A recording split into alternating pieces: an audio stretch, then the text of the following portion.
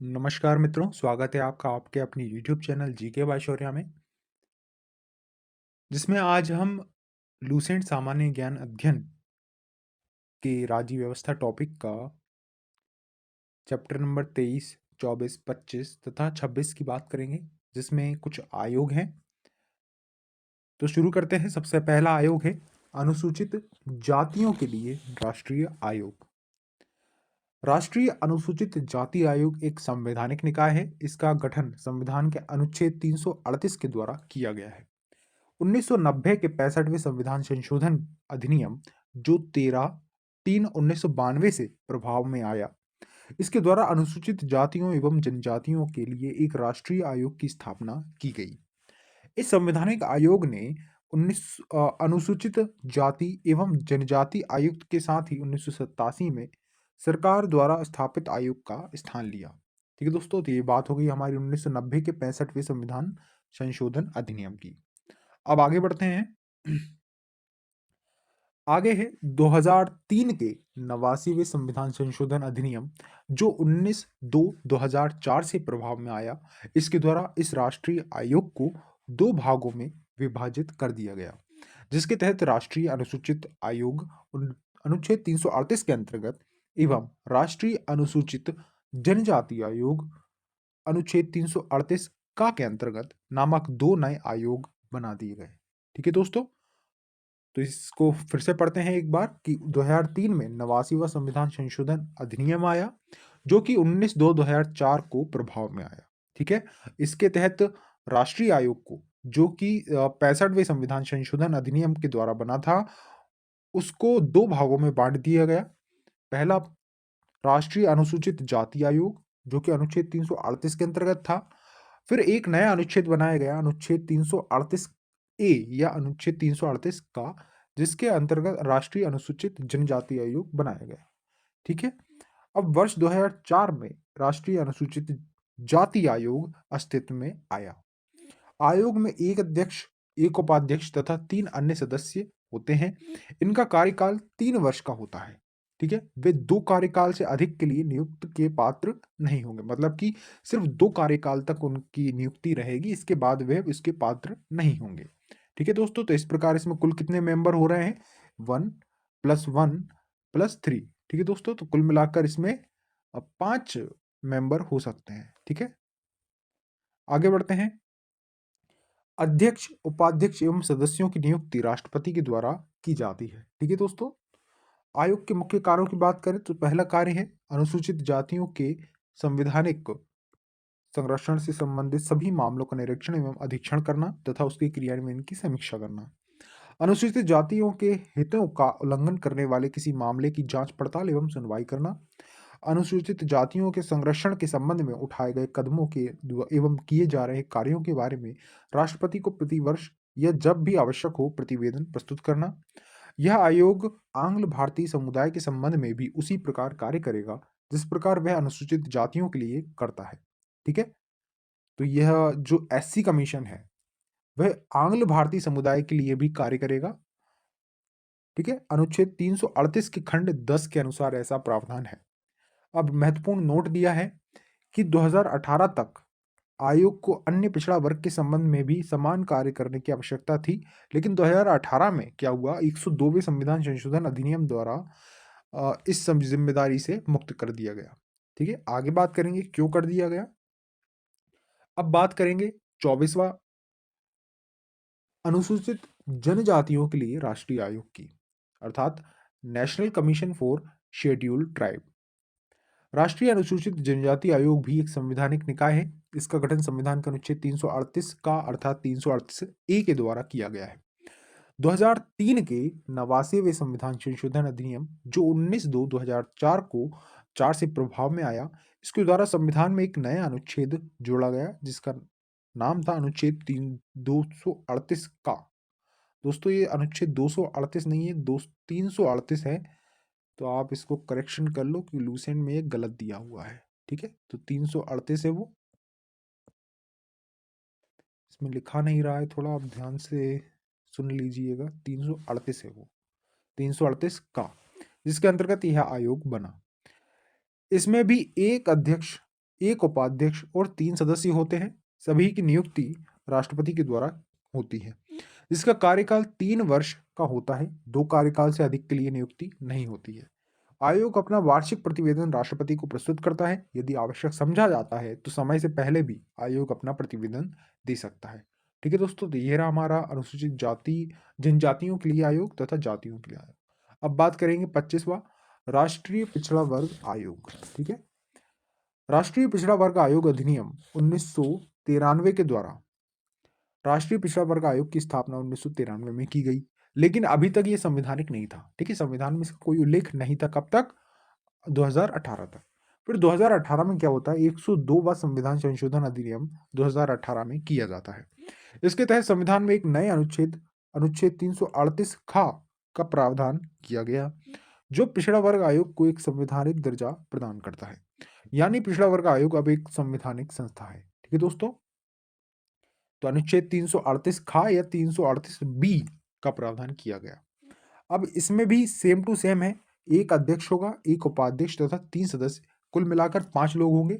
इन सभी का कार्यकाल 3 वर्ष का होगा और वे 2 कार्यकाल से अधिक तक नियुक्ति के पात्र नहीं होंगे। इनकी नियुक्ति जो है वह भी राष्ट्रपति के द्वारा की जाएगी।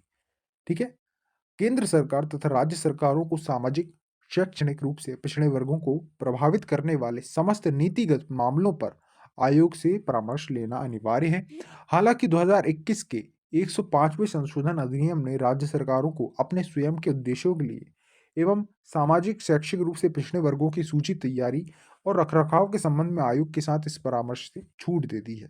ठीक है दोस्तों, तो 2021 में 105वां संविधान संशोधन अधिनियम हुआ, जिसने राज्य सरकारों को अपने स्वयं के उद्देश्यों के लिए सामाजिक और शैक्षणिक रूप से पिछड़े वर्गों की सूची की तैयारी और रखरखाव के संबंध में आयोग के साथ इस परामर्श से छूट दी है। ठीक है दोस्तों, आगे बढ़ते हैं। अब बात करेंगे भारत का नियंत्रक एवं महालेखा परीक्षक। ठीक है, जिसका उल्लेख अनुच्छेद 148 से 151 तक मिलता है।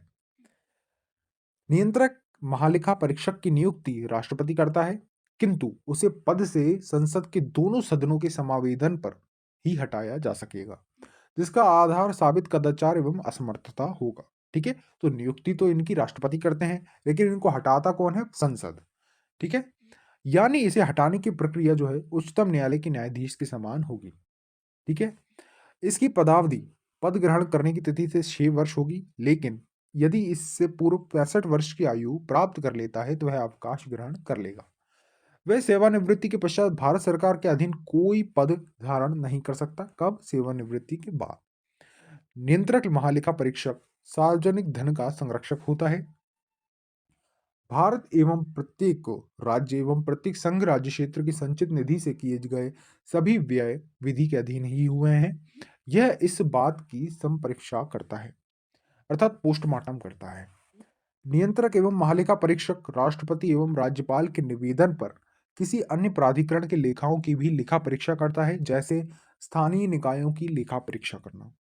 नियंत्रक एवं महालेखा परीक्षक केंद्र सरकार के लेखाओं से संबंधित प्रतिवेदनों को राष्ट्रपति को देता है, जिसे वह संसद के प्रत्येक सदन के पटल पर रखते हैं। ठीक है, और अनुच्छेद 151(1) में इसका उल्लेख है कि राष्ट्रपति जो है केंद्र सरकार के लेखाओं से संबंधित प्रतिवेदनों को यह राष्ट्रपति को देता है और जिसे वे संसद के पटल पर रखते हैं। ठीक है, नियंत्रक एवं महालेखा परीक्षक किसी राज्य के लेखाओं से संबंधित प्रतिवेदनों को उस राज्य के राज्यपाल को देता है, जिसे वह उस राज्य के विधानमंडल के पटल पर रखते हैं। नियंत्रक एवं महालेखा परीक्षक राष्ट्रपति को 3 लेखा परीक्षा प्रतिवेदन प्रस्तुत करता है। महत्वपूर्ण पॉइंट है कि कौन कौन सी 3 लेखा है। सबसे पहला विनियोग लेखाओं पर लेखा परीक्षा, फिर है वित्त लेखाओं पर लेखा परीक्षा और सरकारी उपक्रमों पर लेखा परीक्षा रिपोर्ट। ये 3 रिपोर्ट राष्ट्रपति को सौंपते हैं और राष्ट्रपति इन 3 रिपोर्टों को संसद के दोनों सदनों के सभा पटल पर रखते हैं। इसके उपरांत लोक लेखा समिति जो है इनकी जांच करती है और इनके निष्कर्षों से संसद को अवगत कराती है। महत्वपूर्ण नोट दिया है कि नियंत्रक एवं महालेखा परीक्षक संसद की लोक लेखा समिति के गाइड, मित्र और मार्गदर्शक के रूप में कार्य करता है। ठीक है, आगे बढ़ते हैं। अब बात करेंगे 27वां भारत का महान्यायवादी, जिसका उल्लेख अनुच्छेद 76 में मिलता है। यह संवैधानिक अधिकारी है। ठीक है? तो महान्यायवादी सर्वप्रथम भारत सरकार का विधि अधिकारी होता है। भारत का महान्यायवादी ना तो संसद का सदस्य होता है और ना ही मंत्रिमंडल का सदस्य होता है, लेकिन वह किसी भी सदन में अथवा किसी उनकी समितियों में बोल सकता है, किंतु उसे मत देने का अधिकार नहीं होता। ठीक है दोस्तों? तो इसका उल्लेख किया गया अनुच्छेद 88 में। और मत देने का अधिकार क्यों नहीं है? क्योंकि वह संसद का सदस्य नहीं है। ठीक है? तो सिर्फ संसद सदस्यों को मत देने का अधिकार होता है।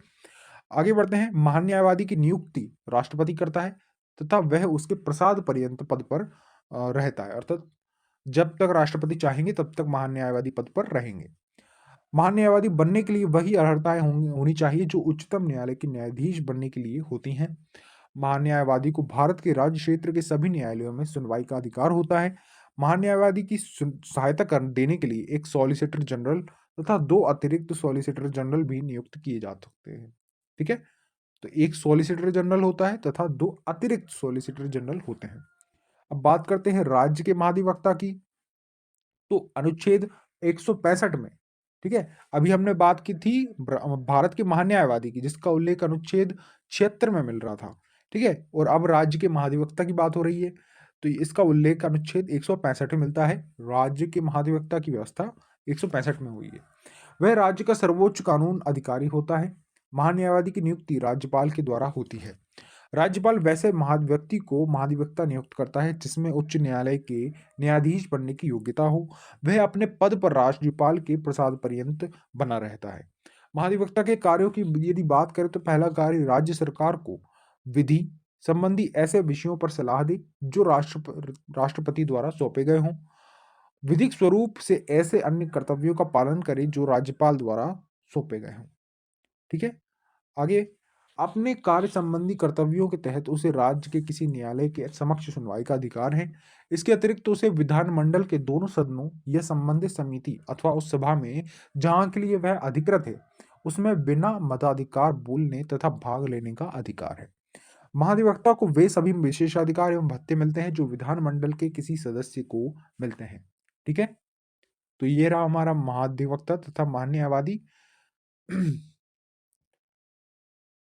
दोस्तों, आपको ये वीडियो कैसी लगी हो तो कमेंट सेक्शन में बताइए और हमारे चैनल को सब्सक्राइब कीजिए तथा हमारी वीडियोस को शेयर कीजिए, क्योंकि आपका एक छोटा-छोटा कदम, आपका एक-एक सब्सक्राइब मुझे और वीडियो बनाने के लिए प्रेरित करता है।